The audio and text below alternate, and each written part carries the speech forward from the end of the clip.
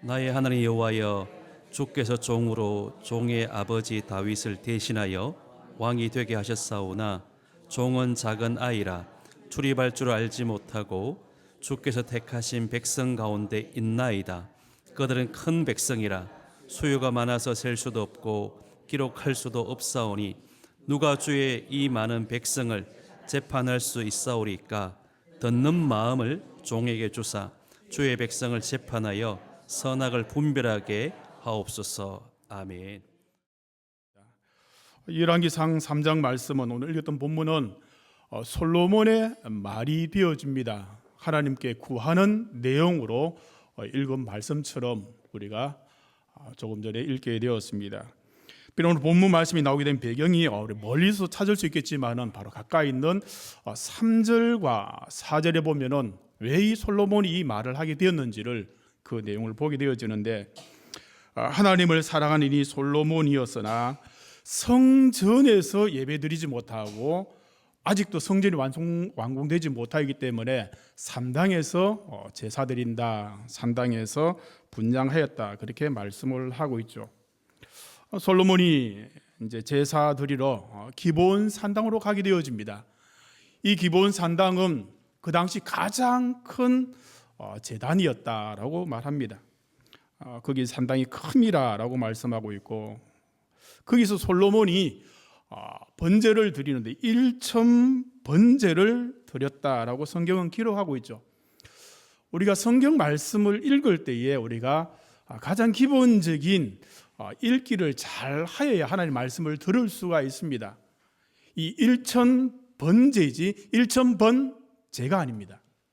1천 번제로 읽으면 어떻게 읽게 되냐면 1천 번 예배를 드렸다, 1천 번 예배를 드린 솔로몬, 이렇게 우리가 많이들 알고 있는데 성경 분명히 1천 뭐라고 말씀하고 있죠? 번제를 드렸다고 말씀을 하고 있습니다. 우리가 잘 알고 있는 대로 구약에 5대 제사가 있죠. 속건제, 속죄제, 그 다음에 화목제, 소제, 그리고 번제가 있습니다. 이 번제에 대해서는 우리가 성경 다른 부분에 잘 읽어보면 아시겠지만은 이 번제는 말 그대로 태워서 드리는 그런 예배가 되어지는 거죠. 솔로몬 왕은 1천 마리의 희생제물로 번제를 드렸죠. 그만큼 이 1천 마리를 드릴 수 있을 만큼 기브온 산당이 큼이라고 성경은 분명히 기록합니다. 특히 열왕기상 8장 63절 말씀 보면은 솔로몬이 성전을 완공하고 난 뒤에 하나님께 성전을 봉헌을 하죠. 봉헌식을 또 낙성식이라고 역대하 7장에 표현되어 있는데, 이때도 보면은 소가 2만 2천 마리요, 양이 12만 마리를 드렸더라. 이렇게 성경은 분명히 솔로몬이 드렸던 제물에 대해서 구체적으로 숫자까지 확인을 해 주십니다. 그런데 1천 번제를 드린 그날 밤이었습니다.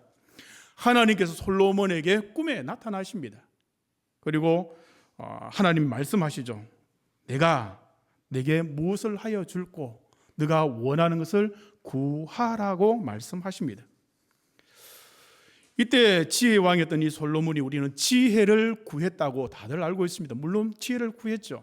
근데 이 지혜가 무슨 지혜였을까요? 우리 보통 이 지혜로 머리를 달라, 꼬리가 되지 말게 해주시고 우리 머리가 되게 해달라고 이렇게 많이 기도를 하시는데, 이때 지혜는 머리의 기도가 아니라 마음의 지혜가 되어집니다. 특히 9절 말씀 있는 것처럼 듣는 마음, 재판하여 선악을 분별하는 지혜라고 분명히 말씀해 주고 있고, 넘어가서 11절 말씀에도 보면은 듣고 분별하는 지혜라고 듣는 마음에 대해서 구체적으로 말씀을 해줍니다. 9절 말씀을 다시 한번 볼까요? 누가 주의 이 많은 백성을 재판할 수 있사오리까? 듣는 마음을 종에게 주사 주의 백성을 재판하여 선악을 분별하는 지혜라고 분명히 말씀합니다. 특히 10절 말씀 보면 이것을 구하매라고 말씀한 이것 역시 듣고 분별하는 지혜, 재판하여 선악을 분별하는 지혜를 말씀하죠. 11절 말씀 동일하게 말씀합니다. 그리고 11절 말씀 끝부분에 보면 오직 송사를 듣고 분별하는 지혜를 구하였으니 하나님께서 이것을 기뻐하시고 그에게 지혜를 주셨다라고 성경은 말씀을 하죠. 결국 솔로몬이 구한 지혜는 재판, 즉 송사를 듣고 분별하는 능력의 지혜를 구한 것입니다. 우리가 잘 알고 있는 것처럼 사실 불신자도 믿지 않는 자도 알고 있는 솔로몬의 유명한 지혜로운 판결을 우리는 알고 있지 않습니까?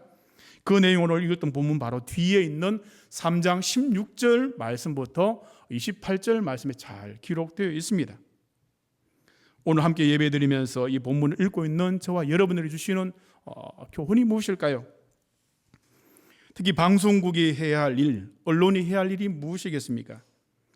시청자들이 우리 보여주고 들려주는 일이 사실 언론의 대부분 일이라고 생각을 합니다. 그러나 성경은 우리가 들려주고 보여지기 이전에 해야 할 일에 대해서 듣는 마음, 듣는 것이 먼저 필요하다고 말씀을 해주고 있죠. 어떤 통계에 보니까 경청의 기술이라는 통계를 제가 보게 되어졌는데 80% 우리가 하루에 3씩 의사소통하는 데 보낸다고 합니다. 그리고 그중에 듣는 시간이 거의 한 45% 우리가 활용하고 있고요. 말하기는 한 30% 정도. 읽기, 그 외에 쓰기 작은 프로트지. 사실 적지 않는 시간들을 우리가 듣는 시간에 할애하는 것이 우리의 지혜고 우리의 삶임을 보여주고 있는데요. 특히 CT에서 방송 또 함께 참여하고 직능인으로서 함께 동력하는 우리 직원들에게 또 함께하는 우리 회원들에게 필요한 것이 무엇일까요? 성경 분명히 말씀합니다. 듣는 마음을 가져라. 이 듣는 마음은 쉬운 말로 듣는 귀가 되어집니다.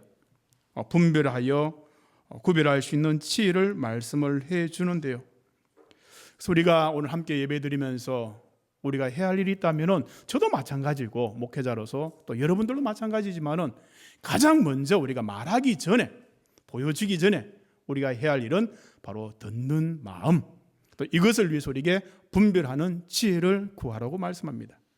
그래서 로마서 12장 2절 말씀에 보면 이렇게 우리에게 말씀을 해주죠. 너희는 이 세대를 본받지 말라.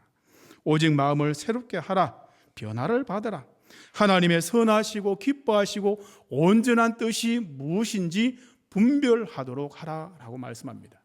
우리 함께 예배드리면서 우리에게 듣는 마음을 주시고 우리에게 그냥 다 듣는 것이 아니라 이것이 무엇인가를 확인하면서 분별하는 지혜까지 구하는 우리 모든 이 자리 예배드리는 저와 여러분 되기를 주의 이름으로 간절히 축원합니다.